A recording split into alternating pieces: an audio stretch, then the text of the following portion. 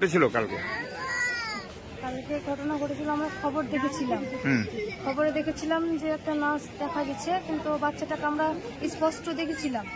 বাচ্চাটাকে দেখে আমরা চিনতে পেরেছিলাম যে আমাদেরই বাচ্চাটা দেখে আমরা এখানে এসেছি। তো আমার বাড়ি কোথায়? মেয়েটার বাড়ি কোথায়? মেয়েটার বাড়ি সাহিবনগর, শ্বশুর বাড়ি কুচিপাড়া। ও আর স্বামীর ঘর থেকে চলে এসেছে 1 বছর হলো, আমাদের বাড়িতেই ছিল। তো আমাদের বাড়ি থেকে মোটামুটি 1 মাস হলো যাওয়া। কোথায় গেছে?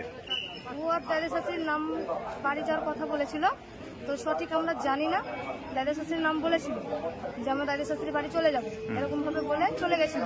তারপর থেকে আমরা কোনো যোগাযোগ করিনি ওর সাথে। তার কিছুদিন পরে 2-3 দিনের মধ্যে মানে আমার নানির বাড়ি এসেছিল। আমার নানিরা বললো যে এরকম এসছে, তো আমরা ওখানে যাইনি। তো ওখান থেকে বলে আবার শ্বশুরবাড়ির নাম করেও চলে গেছে। তারপরে কালকে রাতে ঘটনাটা দেখেছি আমরা।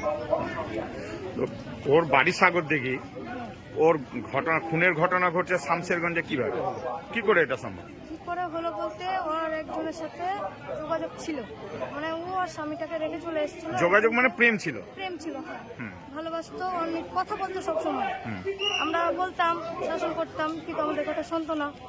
ওর সাথে আমি নিজস্ব যার সাথে কথা বলতো তাকেও আমি গাল দিয়েছি যে কেন ফোন করছো। এইভাবে বলছে যে তোমার বোনকে ফোন করছি কারণ একটাই কারণ, যার কাছে আমি পয়সা পাবো, 10,000 টাকা পাবো, সেই টাকাটা দিতে বলো, নাহলে আমি ওকে ফোন করা বন্ধ করবো না।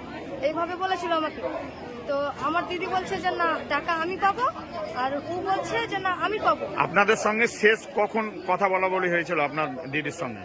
কথাবার্তা বলা আমাদের হয়নি, বললাম তো 1 মাস থেকে কোনো ওর সাথে আমাদের যোগাযোগ হয়নি। তাহলে ফেসবুকের মাধ্যমে ছবি দেখে আপনারা চিনতে পেরেছেন যে এটা আপনাদের? চিনতে পেরেছি। আপনার নাম কি? আমার নাম আসমিনা খাতুন। আপনার কে? আমার দিদি হচ্ছে। ভাব ছিল, প্রথমের কথা বলছি। ভাব থাকার পরে তারপরে বিয়ে হলো। বিয়ে হওয়ার পরে এবারকার ফাঁকে থাকতে এই হালি একটা সামান্য ঘটালে ঘর নিয়ে এই ঘরটা ধরেন যে দিচ্ছিল নিজের স্ত্রীর বাড়িতে, নিজের ঘরে দিবে। আর মামা শ্বশুর ঘরটা ছিল কিন্তু পাকার বাড়ি, ছাদ ঢালা। হ্যাঁ, এবারকার আর একটা বউ আছে, একটা ছেলে, একটা বউ। বউটা কিন্তু যে বলছেন আমি এই ঘরটা দেখাবো, এই ঘরটালে ঘটনা।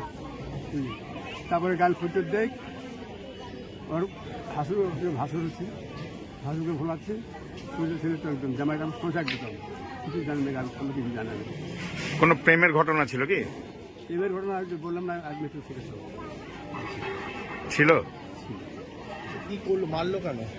কেন মারলো তা বলতে পারবো আমি, তাও জানি না। কে মেরেছে? মিটুলছে। মিটু শেখ কে হচ্ছে? আমাদের বড় ভাই জামাই, আমার জামাই। কোথায় নিয়ে গেছে? সঞ্জয়গঞ্জ। আপনারা কিভাবে জানতে পারলেন? ফেসবুকে দেখলাম কালকে রাত্রে, আমি ছিলাম একটা হাসপাতালে, মালদা ভাই। আমার একটা মেয়ে ছিল, আজ বৌমা গেলে ভর্তি করে আছে, গেলে বাচ্চা হয়েছে। রাত্রে গিয়েছিলাম, 10টার সময় খবর পেলাম ঘর থেকে বলছে আমার ছোটো মেয়ে যে এই ব্যাপার, কোথায় থেকে কেটে ফেলে দিয়েছে। ফেসবুকে দেখতাম ঘটনা শুনলো না, গাড়ি আসতাম অনেক।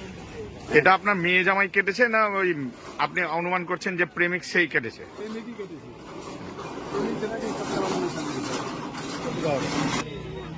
আগে থাকতো ওখানে, তারপরে এখন চলে আসছে কানপাড়ায়, আমার বড় ভাইয়ের বাড়িতে, মানে ইনার ভগ্নিপতি।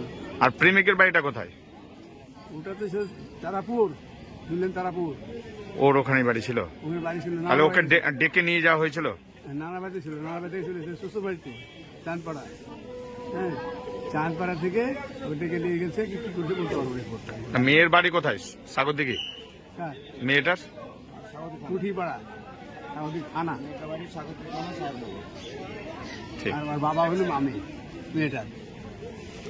এটা কোন থেকে গেছে মেয়েটা? আচ্ছা, এখন লাতিনরা আসছে, ওটা আমার লাতিনি। লাতিন লেখা করলাম, দেখেছি। তাহলে এখন আপনি কি চাইছেন? আমার বিচার চাইছি। আমি করি মানুষ পাবো, কিছু করতে পারি না, আমি জানি না। আপনার নাম কি? আমার নাম বলছে।